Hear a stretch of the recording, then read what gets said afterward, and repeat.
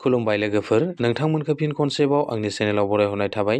दिनै आं नोंथांमोननो आसाम गभर्नमेन्टनि मोननैसो स्किम लानानै फैलायबाय लोगोफोर। अन्नानै नोंथांमोना भिडिअखौ जोबजासिम नायलां आरो सोरबाफोर आंनि चेनेलाव गोदानै फैदोंब्ला दासिमबो जुदि आंनि चेनेलखौ साबस्क्राइब खालामाखैब्ला अन्नानै चेनेलखौ साबस्क्राइब खालामनानै हो, लोगोसे लाइक आरो शेयारबो खालामनानै होदो लोगोफोर।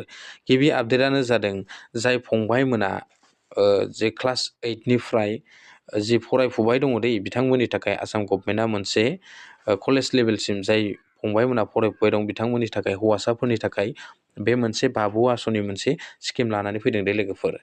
बे स्किमखौ नोंथांमोना माब्लानिफ्राय एप्लाइ खालामनो हागोन आरो बेनि बेनिफिट्सखौ नोंथांमोना माब्लानिफ्राय मोननो हागोन बेखौ आं नोंथांमोननो फारि फारि नैबे भिडिअनि गेजेरजों फोरमायलांगोन आरो लोगोसे नोंथांमोना बे स्किमखौ एप्लाइ खालामनो थाखाय मा डकुमेन्ट्सनि गोनांथि जागोन बेखौबो आं नोंथांमोननो फोरमायलांनि। गिबियावनो नोंथांमोना बेनि आसनिखौ बे स्किमखौ मोननो थाखाय नोंथांमोना जानुवारिनि 1 थारिखनिफ्राय नोंथांमोना 2026 जानुवारि 1 थारिखनिफ्राय नोंथांमोना बे स्किमनि माबाखौ मोनजेननो हागोन आरो बे एप्लाइखौ।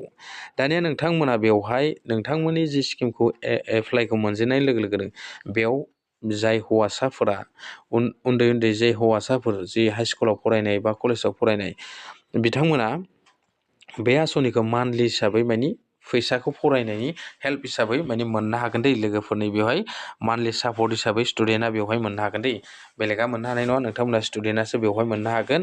बेवहाय जानुवारिनिफ्राय नै लिरनानै होखादों जानुवारि 2026निफ्राय बिनि जि स्टार्ट जि एप्लाइनि स्टार्ट बेयो जागायजेनगोन दै लोगोफोर। बेवहाय नोंथांमोना मान्थलि सापर्ट हिसाबै बा उन्दै हौवासा बिथांमोना बेवहाय मोननो हागोन। हिन्जावसाफोरनि थाखाय निजुत महिना सिगाङाव स्किम ओंखारखांबाय, दा हौवासाफोरनि थाखाय बेखौ आसामनि chief minister doctor Hemant Biswa Sharma बिथाङा बेखौ फोसावनानै होदों। थारमाने हौवासाफोरनि थाखायबो बे बाबु आसनिखौ बानायनांगौ होननानै। दा बाबु आसनिया नैबे जानुवारिनि 1 थारिखनिफ्राय 2026निफ्राय स्टार्ट जासिगोन दे लोगोफोर।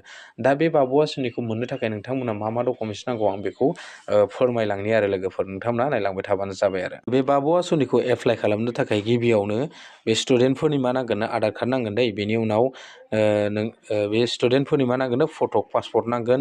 बेनि उनाव डमिसाइल सार्टिफिकेट PRC नांगोन, स्कुलनि ID सार्टिफिकेट नोंथांमोन नांगोन। बेनि उनाव बेंक पासबुक, बेनि उनाव इनकाम सार्टिफिकेट, बेखिनिखौ नोंथांमोननो नांथारगोन दै लोगोफोर। नोंथांमोना बेखिनि डकुमेन्ट्स थायोब्लासो बे बाबु आसनिखौ माने एप्लाइ खालामनो हागोन आरो दै लोगोफोर। आं बेखिनिखौ नोंथांमोननो फोरमायखाबाय, नोंथांमोना बेखिनिखौ नायनानै लाबानो जाबाय आरो मा डकुमेन्ट्स नांगौ होनबा बेखिनिखौ नांथारगोन आरो।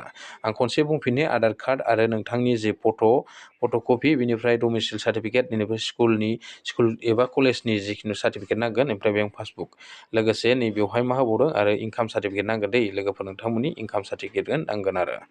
दानिया मिथिनो हाबाय, दा बे बाबु आसनिखौ नोंथांमोना नै बेवहाय होखादों, नै माब्ला एप्लाइ खालामनो हागोन नै बेवहाय आं खनसे खोन्थाबावनि। बे बाबु आसनिनिया जि एप्लाइआ 1 थारिखनिफ्रायसो जागोन दै, बेवहाय लास्ट डेटखौबो जेबो होथ'वाखै नोंथांमोना। 1 थारिखनिफ्रायसो बे स्किमखौ मोननो हागोन आरो नै बेवहाय बिथांमोना फोरमायनानै होखादों। नै दा जेबो आपडेट जाथ'वाखै, 1 थारिख जानुवारिनि 1 थारिख जानाय लोगोसे बेवहाय एप्लिकेसना स्टार्ट जागोन दै एप्लाइआ लोगोफोर। दा नोंथांमोना बेखिनि डकुमेन्ट्सखौ जमा खालामनानै लाबानो जाबाय आरो। दा बाबु आसनिनि जिखिनि आपडेटमोन बेखिनियानोमोन लोगोफोर। दानिया नैथि आपडेटआव दङ, जाय बिथांमोननि न'खराव दै रेशन कार्ड दं बिथांमोनहा माने नैबे 1 जानुवारिनिफ्राय बे गेस सिलिन्डारनि साबसिडिखौबो मोननो हासिगोन दै लोगोफोर।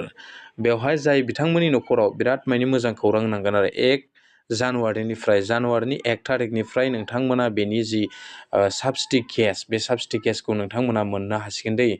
बेवहाय बेसेबां रांमोन सिगाङाव आं नोंथांमोननो भिडिअनि गेजेरजों फोरमायखाबाय बेसेबां साबसिडि नोंथांमोना मोननो हागोन। आरो गोबां गोरिब न'खरफ्रानो गेस सोनानै दा सोलिनो हायाखै, माने गेसनि दामा बहुद बारा जालांदों, बेनि थाखायनो बे गेसखौ सोनो हायाखै। बेनिखायनो बेखौ भारत सरकारा मोनसे टारगेट लाबाय, नैबे 1 जानुवारिनिफ्रायनो साबसिडिखौ माने नोंथांमोना मोननो हासिगोन आरो गेसखौ साबसिडि हिसाबै नोंथांमोना मोननो हासिगोन। दानिया नोंथांमोना बे साबसिडिखौ मोनोब्ला गेसखौ बयहाबो न'खराव गोरिब न'खरफ्रा बे गेसखौ सोनानै माने इउस खालामनो हासिगोन आरो बाहायनो हासिगोन बे गेसखौ। दानिया बेखिनिखौ आं नोंथांमोननो दिनै फोरमायबाय। नोंथांमोना नैबे 1 जानुवारिखौल' 2026नि 1 जानुवारिखौल' नोंथांमोना नेनानै थादो। Thank you. दिनै भिडिअ एसेनोसै लोगोफोर, बाय बाय, गोजोन्थों। नेक्स्ट भिडिअआव लोगो मोनगोन।